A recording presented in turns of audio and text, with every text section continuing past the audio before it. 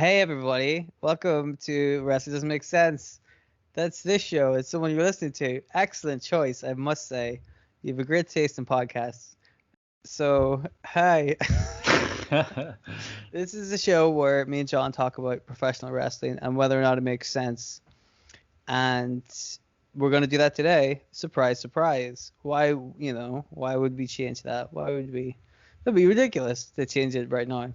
Exactly. Don't fix what's not broken. Right. I mean, that's debatable whether or not this podcast is broken and or needs fixed, but that's a debate for another day. Let's talk about wrestling. Okay. Let's talk about wrestling. We're wrestling.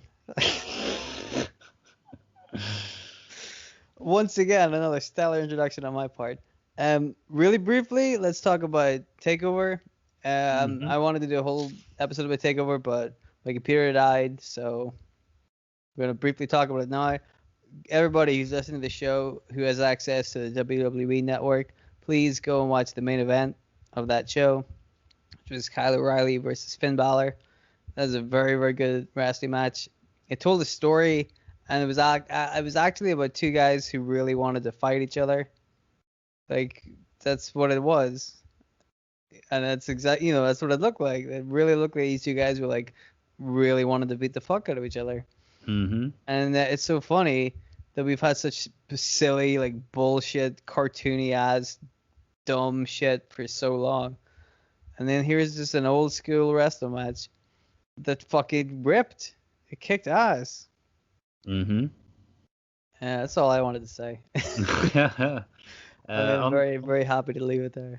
On a similar note, I really enjoyed the Cruiserweight Championship match from that takeover as well, which I know you thought was a bit spotty in places, but I found it really entertaining and enjoyed the fact that they were going all out, which we don't see very often. Like, within the confines of the WWE, there's like a set way of doing things almost, whereas these guys, Santos Escobar and Swerve Scott, were just going crazy with some of the moves and stuff they did, and it was a little bit let down with the ending, which was a bit meh, but for the most part it was definitely worth checking out.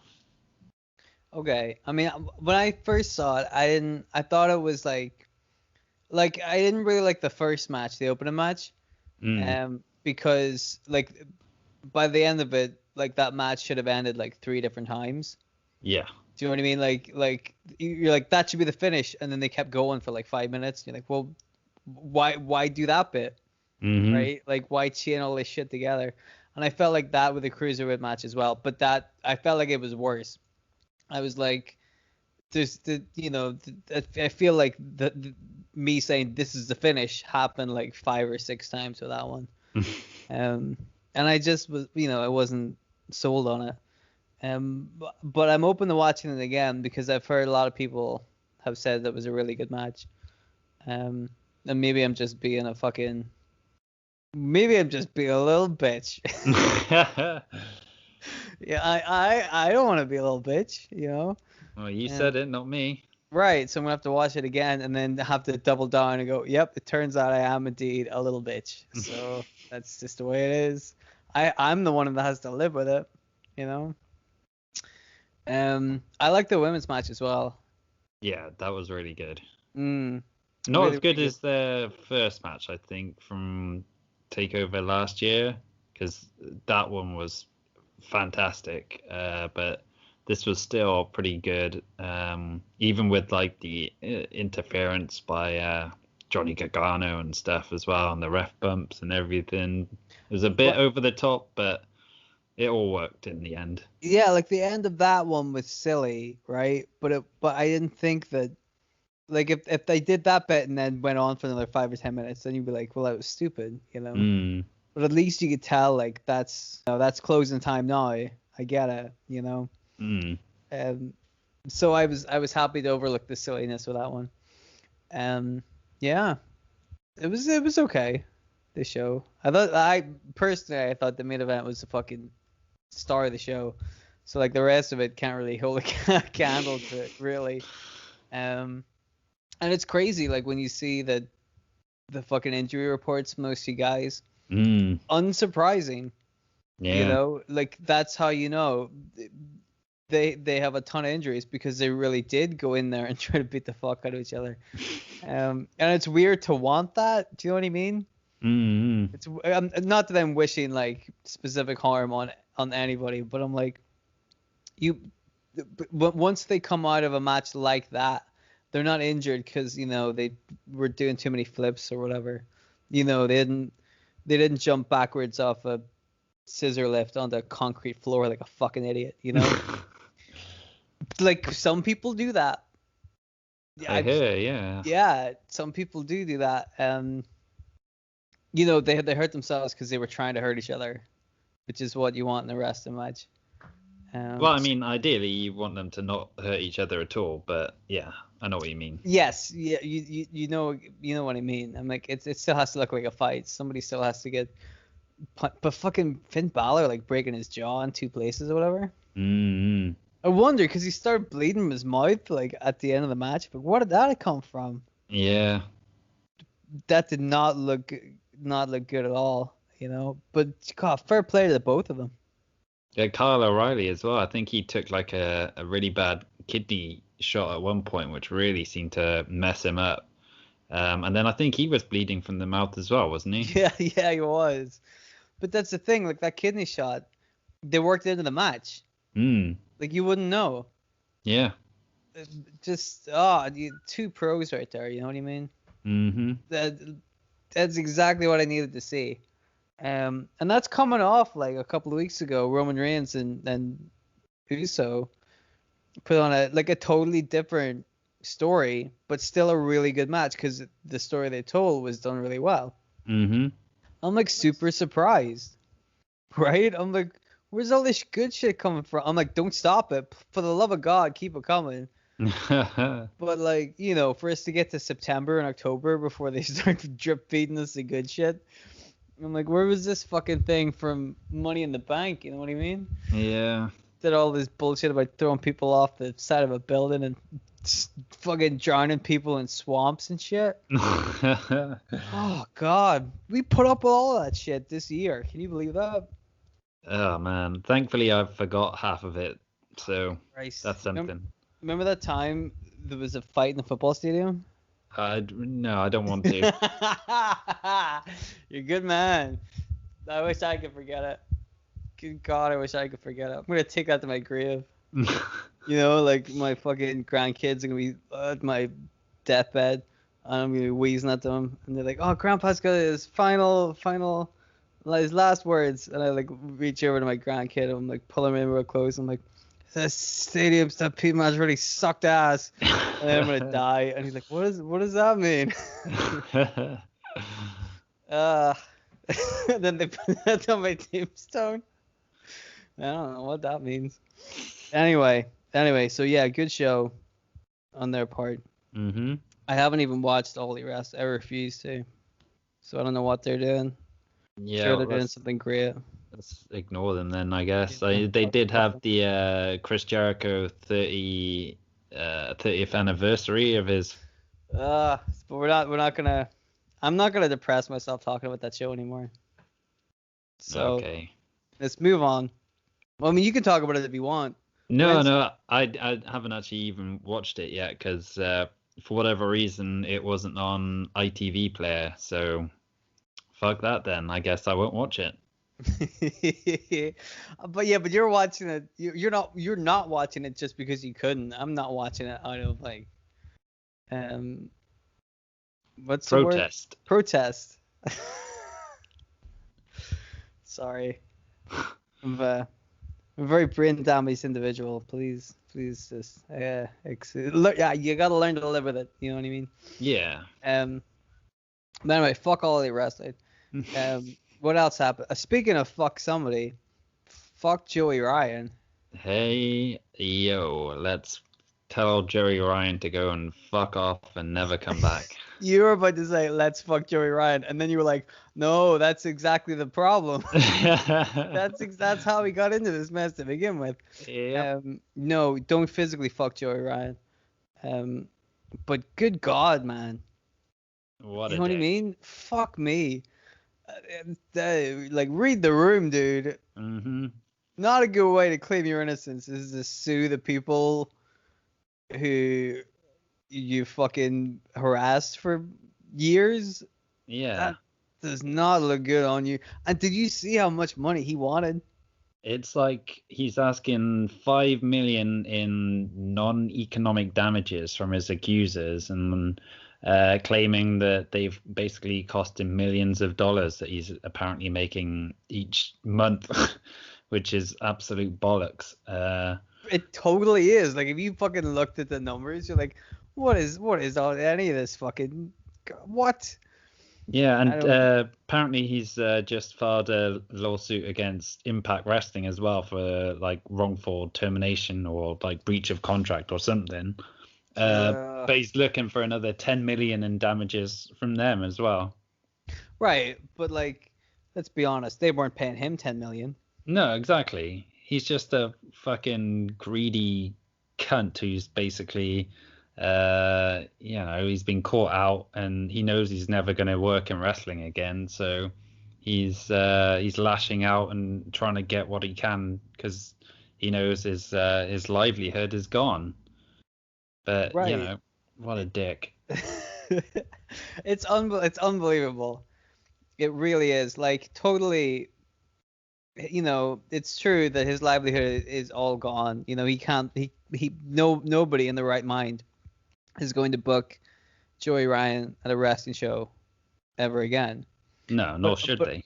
No, but I dare say that this is like a huge part of that. Because they're like, well, why? What, like, clearly you're such an asshole that you're gonna sue these victims for like what, $20 million altogether, right? He wanted Oh, like, it's more than that. I is think it? he's basically suing, I think, 5 different women who spoke out about him, and now Impact Wrestling as well. So it's about 35 million in total he wants. Right, like, that's ridiculous. Well, he can want it. Yeah. He can want it all he wants, but good God, like, I mean, you would. I don't know the people that Joey Ryan has has harassed. So I don't know how much money they're making, but like, I know Joey Ryan was on TNA for a bit, and he made like a couple of appearances in or AEW, and like other, he had his own company, or he was working with a company, and he was a well-known figure around the independent scene in America for a long time, right? Yeah, yeah. And as he's alleging in his court documents, he's losing out on all of this money that he had, that he's no longer getting, right? So you would imagine the people that he has harassed are probably in a less well-off financial situation than he is. Yeah. Right? That's part of the problem. He uses his position in indie wrestling to, abuse his power, right? So how do they have the money and you don't, right? Yeah. What the fuck, man? You're the one with all the money in this situation, and you've made court documents about how much money you're apparently losing. You want to talk to any of those victims of yours? Maybe they like that money. You know what I mean? Yeah, yeah. Good God, like fucking $3,000 for Twitch and then $3,000 for Cameo and all of this shit. I'm like, well, maybe because I know how much a living wage is. I don't make any money. I'm on the fucking dole. Then the dole money is significantly less than the living wage. Significantly less, right? This fucker apparently is losing out on like $20,000 a month or whatever, right? How much more money do you need? What the fuck, man? Yeah. I don't know. Do you? I don't know if you've seen it, but he's like reactivated his Twitter account recently, and he's.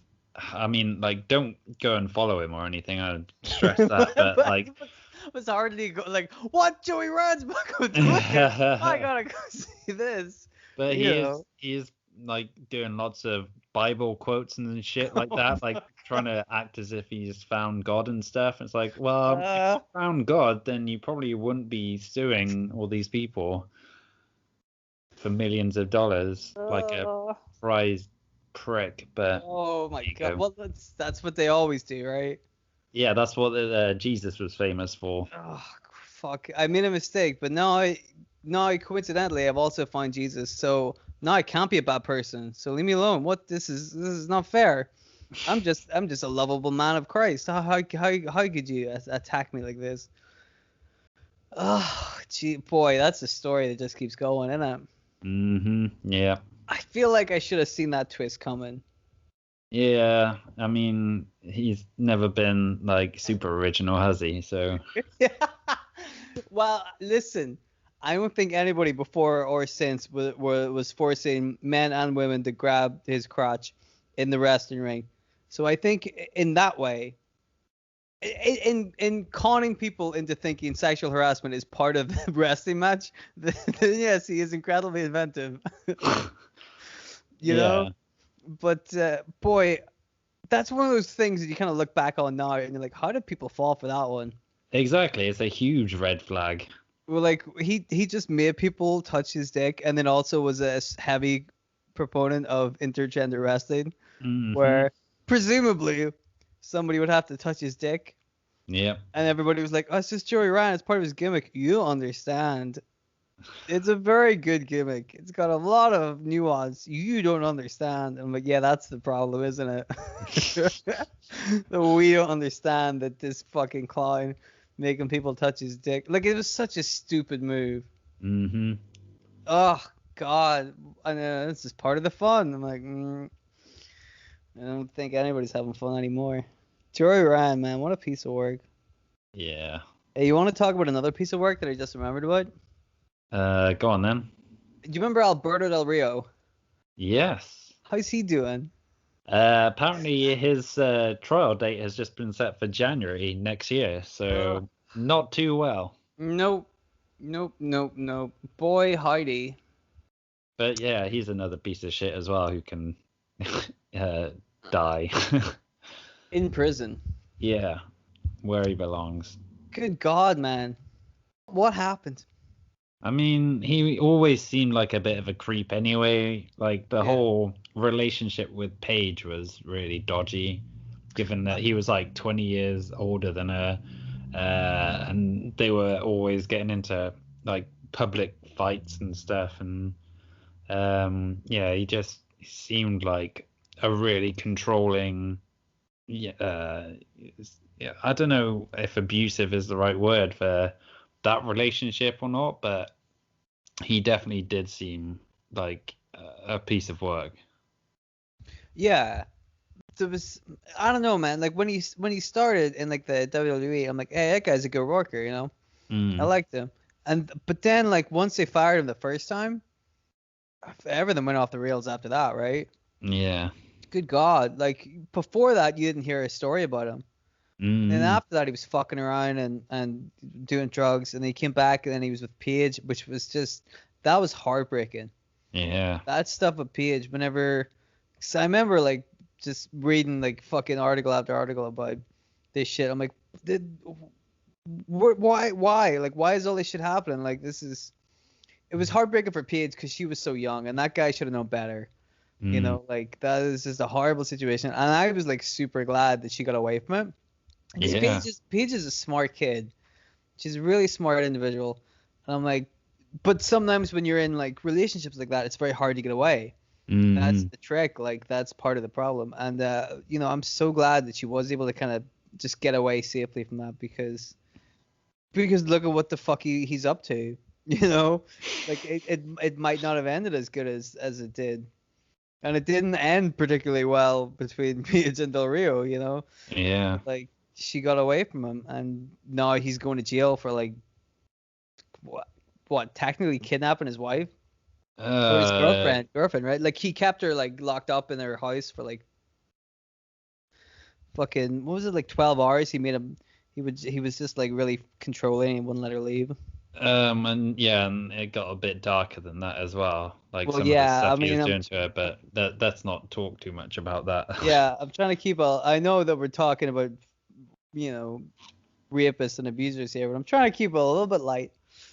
And let's not go into a blow by blow case of everything these guys did. Mm-hmm. I think it's safe to say that the information on both Joey Ryan and Alberto Del Rio is available online.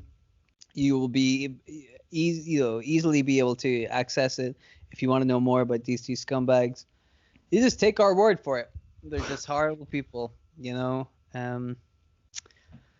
Speaking of scumbags, guess who's just returned to the main roster? Lars Sullivan's back. Oh yeah. I was like, do you know what the worst thing about that is? Whenever you were like, just speaking of scumbags, guess who's back? And I'm like, fuck, man, it could be anybody. Like I'm running through like it should have been obvious.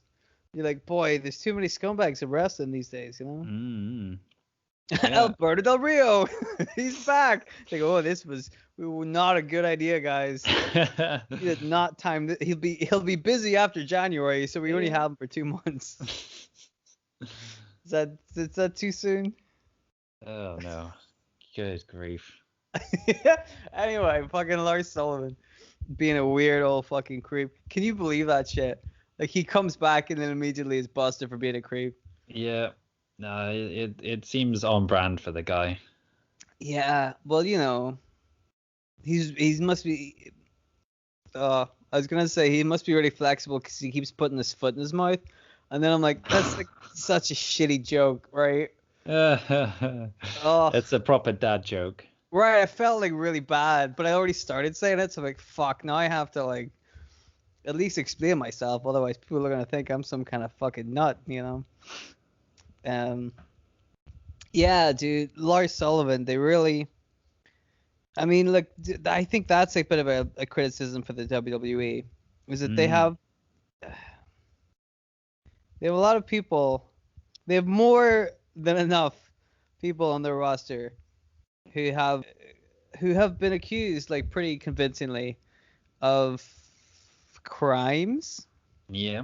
misdemeanors, things they shouldn't have been doing. You've got Lars Sullivan for one. Velveteen Dream. Velveteen Dream is going to be the next one I mentioned. There's somebody else, so isn't there? One of the Forgotten Sons. Although I guess he wasn't really accused of anything. Well, yeah, he was just right. He just said something dumb about Trump, right? Like, Yeah. that, in my mind, there's nothing you can do about that, right? Mm-hmm.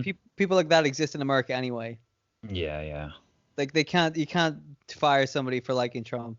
I can wonder what the fuck, but I can't fire you for that, right? I could totally fire somebody for harassing women and being an awful person. Yeah. So it's unfortunate, more than unfortunate, really. It's a fucking travesty that people like that are being employed by the company. Matt Riddle was probably the other. Matt Riddle, right? Like he is embroiled in controversy right now, and that's not good. And I don't. The weird thing about the Riddle thing was I thought it was sorted, but it's not sorted. So I'm like, this one's taking a big turn, But like the Matt Riddle one, Triple H was like, we looked into it and it was fine. Oh no, he said that about fucking Velveteen Dream as well. He's like, we looked into it, it's fine. I'm like, I don't think it is fine. I really don't. That shit needs to change. Like the people involved. Here's the thing, right? Lars Sullivan was a dick, like on the internet. I don't think that is a fireable offense. No. Right? Yes, recently he was being creepy to a woman on the internet. I would talk to him about that for sure. And like fucking years ago, he said some dumb things on some notice boards, right? Mm-hmm. But it's the same thing like with Sammy Guevara. I'm like, that's not necessarily a reason to fucking fine or suspend a guy. No, no. All right, being a jackass on the internet it's not really a fireable offense because, people are jackasses on the internet all the time. Yeah. And plus, it was years ago. Like, people change. That's not a good measurement. You have to see if the things that they said years ago still apply to that person now. Mm. That's the Yeah, yeah. measure of it. And I already know that about Lars Sullivan. You would imagine they haven't changed much if he's still creeping on people. You know what I Yeah. mean? Like, I can't imagine him having changed his tune too much. But like, again, it's no like, if you went to court with this, you would like, I don't know what I'm supposed to judge here. What exactly is the crime? Being a douchebag, because that'll get you to be president of the United States. You know what I mean? That's Yeah. clearly not a fucking crime. Yeah. Also, unbelievably, all the crimes he does, somehow not a crime. Talking about Trump, not Lars Sullivan. I'm sure he does crimes too. But like the Velveteen Dream thing, like that's a different brand of thing. Like, that's just not being a dick on the internet. That's like trying to coerce somebody underage to have sex with you on the internet. Like, that's a crime. That's not cool. And he's not a good enough wrestler to justify them keeping them on their roster. Right? No, no. He is I enjoy watching the Velveteen Dream wrestle and work. He's good at what he does. But like, he can't, like, not right now, not till somebody learns a lesson. And I don't think he was away long enough for him to have learned that lesson. No. And like, even like when Triple H addressed the whole thing as well, he kind of said something along the lines of, I think he's still a bit immature and he's got some growing up to do, but we couldn't find anything wrong with him. It's like, well, yeah, he definitely does have some growing up to do, but at this point he's been around for what, like a good 3-4 years maybe on NXT, and if he's not showing signs of growing up after all that time and all the opportunities he's been given, then no matter like how talented he is, at some point you got to say, well, let's cut our losses here. Right, exactly. I saw somebody tweet this the other day, which is like, Titus O'Neil got suspended for hugging Vince McMahon. He didn't even hug him, did he? He just touched him. Yeah, pretty much. I think he just held him back so Stephanie could walk in front of him, wasn't it? Yeah, he just kind of like lightly touched Vince McMahon's, arm. And he gets suspended and fined or whatever the fuck, right? Mm-hmm. Velveteen Dream, right? Yeah. He did some stuff that's way worse than that. Where's Mm-hmm. his suspension? Where's his fine? Like, this is ridiculous. No, I don't approve of any of this shit. And it's, yeah. Like, I heard people talking about that Kushida Velveteen Dream match, like it was really good. I'm like, it wasn't good. It was weird. Yeah. It was weird because, number one, like, what the fuck was Velveteen Dream up to with that outfit? Usually he puts on some really good outfits. That one, not so good. No. Second of all, like, he shouldn't be on that show to begin with. Mm-hmm. Is this a way to write him off? Because I saw somebody say, like, this is not a good way to make Kushida into a heel by breaking the arm of a pedophile. Yeah. Not what a heel does. Very, I don't know, dude. Very strange. Mm. A lot of messed up people in wrestling, isn't there? There is. It's like it almost attracts the worst of society. Oh, God. It would seem like that, wouldn't it? I mean, there's good people in wrestling, too. Yeah, we should definitely say that. One of the best people in the world was a wrestler. The Who Rock. was that? Oh, there you go, yeah. Like, here's the thing, man. Have you ever heard anybody ever say anything bad about The Rock? Nope. No, never, not once, right? Like, he's like one of the best people. Oh, yeah.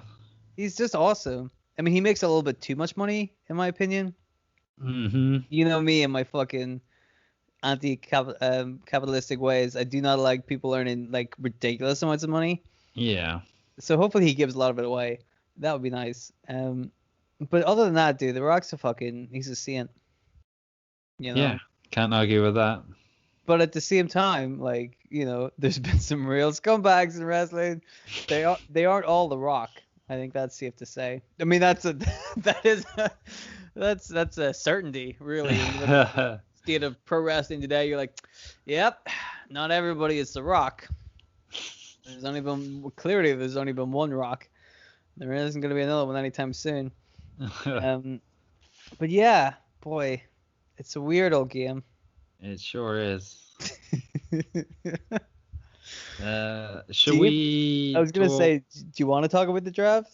Yeah, I mean, I guess we should, considering it was like the big news over the weekend. What did you make of it? Indifferent. Yeah. Because like I only really watch the pay-per-views now anyway. So Mm. like they're all gonna be on the pay-per-view anyway. So it doesn't really matter, right? I'm gonna watch a show and it's gonna have Roman Reigns and Drew McIntyre on it. So I'm like, well, it's almost as if the brand split never happened. Because they don't do the branded pay-per-views anymore. Yeah.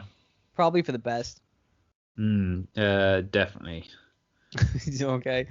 But yeah, like I thought as I'm sure everybody else did, I thought the bit with the tag titles was stupid. Oh man, what a joke. Like, a way to make the tag titles on both shows look like they don't mean anything by just having the two champions, like, pass them across to each other. It's like, what? And what does this mean for the record books as well? Does this mean, like, the New Day are suddenly, like, 10-time tag team champions now? Like, that counts as an extra reign because they're now the Raw tag champs instead of the SmackDown tag champs? Like, apparently so, because the Street Profits are now being touted as Triple Crown winners. That's just bullshit. They haven't Because actually won it. Because they've won the NXT championships, the Raw championships, and were gently handed the SmackDown championships. Ugh, stuff like that makes me so angry. Therefore, they're Triple Crown champions, and you should respect that. Can you imagine if Sami Zayn and Bobby Lashley were like, I like yours better. You just take this for a second, you look after this one. I'll look after that one. It's pretty stupid. Yeah. I don't, but that's it, man. Like that's what I feel like with the main roster shit for the most part. So none of it matters. They did a draft, and I'm like, I don't fucking care. You know what annoys me, like, every time they do a draft is they end up moving too many people. So, like, the whole goal of the draft is to freshen up the rosters and whatnot and create, like, new matches and feuds and stuff. But what happens is, because they move so many people between brands, you end up getting, like, the same people on the same brands, but they're just on Raw now instead of SmackDown, or vice versa. So they end up going back to the well and feuding with each other at some point anyway. So, like, it just defeats the whole purpose of the draft in the first place. Well, that's what I was thinking when I heard that Seth Rollins went to SmackDown, right? I was like, cool, because he's been feuding with Rey Mysterio and Dominic Mysterio for fucking months. So I'm like, cool, at least this is a nice, fresh change. Yeah. Then later on, I heard Rey Mysterio and Dominic Mysterio have been traded to SmackDown. And Murphy too. Don't forget Murphy. Right. So now they're all exactly where they were. Yeah. Who fucking cares? Oh, it's blue now. It's the CM. Doesn't matter. Like, yeah, exactly. The whole point of the draft is to shake things up and to give you matchups and to freshen things up, to give you stuff you haven't already seen ad nauseum for the last fucking year. And they just didn't do that. Instead, they just gave us a bunch of nonsense. But again, I was going to say, the only thing they did switch up was, like, putting Kofi Kingston and Xavier Woods on Raw and keeping Big E on SmackDown, which is a decision which I don't like at all, because like, how can you split up the New Day? Well, I heard somebody before this draft, and I remember if it was somebody on the New Day or not, but somebody was like, I think it was somebody on the New Day. They were like, you can't split up the New Day. Like, we're not splitting up the New Day. And they had suggested that. They were like, even if it's a brand split or whatever, we're still the New Day. It's just that some of us are on Raw and some of us are on SmackDown. But we still represent the New Day. We're still all about the power of pancakes. You know, they're still like doing that kind of thing, but just, you know, on separate brands. And I'm like, well, you know, I think that's fine if they don't specifically say that the New Day are done, which is a bad idea. Then yes, that does freshen things up, and it does allow Big E a proper chance to shine by himself without any backup. Like, that way, it kind of makes sense. If you know what I mean. Yeah, but the way I see it, you don't need to put them on different brands to put a spotlight on Big E. You can still have him, you know, have his pals with him and still doing the act, which has never really got old, you know, despite the fact they've been doing it for like the last 5 years or whatever. Yeah, and now he's kind of cast adrift, and he, as much as he could, you know, use this as an opportunity to springboard up the card and make a name for himself, at the same time, given the way that WWE books certain wrestlers or wrestlers who aren't like Roman Reigns, pretty much, that he could easily become forgotten about and just flounder. So yeah, I don't know. We'll see how it goes, I guess. I don't know. I think they could handle it right, but you know, they probably won't. Like, yeah. It could be done easily enough if they wanted to, but instead it feels like this is just one like decision they didn't think about properly, and they're just not gonna do it right. You know, I'm not gonna be surprised to see the WWE fuck this up, right? Because this was what they do. But I'll give it the benefit of the doubt thus far. And other than that, do you want anything else you want to say about the draft, about the state of professional wrestling, about Joey Ryan? Well, another thing about the draft was Raw making a big play to draft Retribution to their brand, which seems pretty baffling considering Retribution have made their intentions pretty clear that they want to like destroy Monday Night Raw from the inside. So it makes zero sense why, you know, Raw would want these guys on their show. Yes. But, you know, it also leads us onto the whole reveal from last week's Raw with Mustafa Ali, you know, showing up as the leader of Retribution, which I don't know about you, but I'm kind of picking up some bad vibes already. Like, the fact that that reveal didn't happen in the like main event spot of the show was a bit of a red flag. And then like they didn't even appear at all on this week's Raw, despite the fact that, you know, WWE had advertised that Mustafa Ali was going to make his first address to the WWE universe. But yeah, so it's like, I don't know. I want to hope for the best, and I think it's a great opportunity for Ali if he's, you know, given the right chance to kind of step up and be a proper leader. But at the same time, the way this whole Retribution thing's been booked so far, you don't have an awful lot of faith in them, you know, delivering. Exactly. You know, I mean, I like the idea of Ali being the leader. Like, I think it makes sense because, you know, there's a guy that's been held on forever. There's a guy that's just not getting the fair shake. There's a guy lost out in his big fucking moment, you know, from injury. So like there's a storyline there, but like you said, the fact that they couldn't be bothered to like follow it up after they said they were going to doesn't fill you with hope, does it? No, definitely not. Yes, I wouldn't be surprised to see them fuck it up. Basically, I think it's a good idea, and if it could work, it could be great for Ali, but it's probably going to be the opposite. Yeah. Which is a damn shame because that's a guy, they should be pushing, I think. Yeah, he's a guy who's clearly really talented in the ring, but he's also a good speaker as well. Like he can really get himself across well in promos and stuff, and that's where I think maybe he can really add something to this Retribution thing because it's all been a bit cheesy so far. Like we said before, it was almost like Saturday morning cartoons almost with like some of the stuff they were coming out with, but hopefully Mustafa Ali can bring a bit of credibility that Retribution are kind of lacking right now. Yeah, if we ever get to hear him actually cut a promo. Yeah. Hey man, maybe when's the next pay-per-view? At the end of October?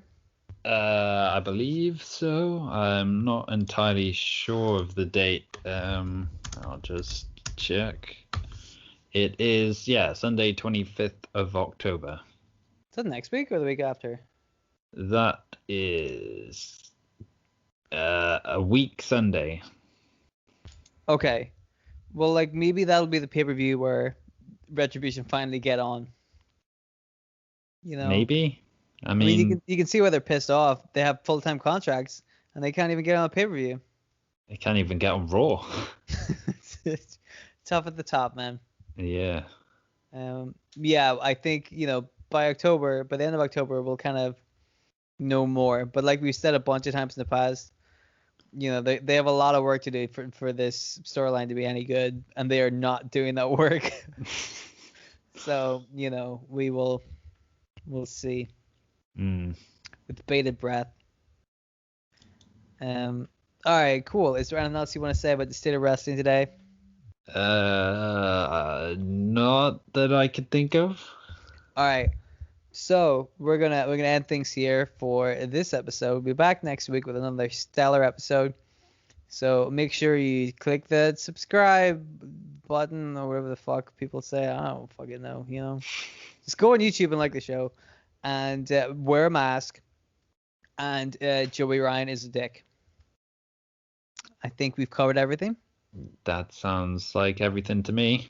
Excellent. Well, then we shall see you all next week. Have a good time. And we'll see you soon. So, bye. Bye.